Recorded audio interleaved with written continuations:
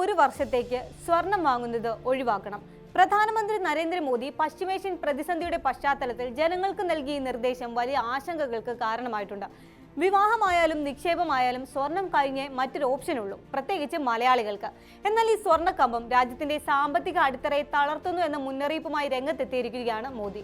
ജനങ്ങളുടെ വീടുകളിലും ലോക്കറുകളിലും ഇരിക്കുന്ന സ്വർണം രാജ്യത്തിന്റെ സാമ്പത്തിക വളർച്ചയ്ക്ക് നേരിട്ട് സംഭാവന നൽകുന്നില്ല എന്ന് അദ്ദേഹം ചൂണ്ടിക്കാട്ടി.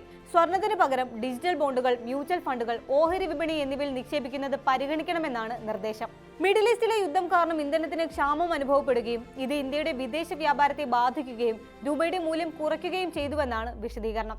എണ്ണ കഴിഞ്ഞാൽ ഇന്ത്യ ഏറ്റവും കൂടുതൽ പണം ചെലവാക്കി പുറം രാജ്യങ്ങളിൽ നിന്ന് വാങ്ങുന്നത് സ്വർണമാണ്. ലോകത്തെ ഏറ്റവും കൂടുതൽ സ്വർണം ഇറക്കുമതി ചെയ്യുന്ന രണ്ടാമത്തെ രാജ്യം കൂടിയാണ് ഇന്ത്യ.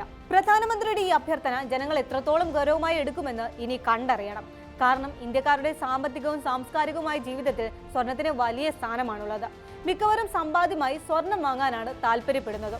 കൂടാതെ വിവാഹങ്ങൾക്കും മറ്റ് ആഘോഷങ്ങൾക്കും സ്വർണം വാങ്ങുന്നത് ശുഭകരമായ ഒരു കാര്യമായാണ് കാണുന്നത്.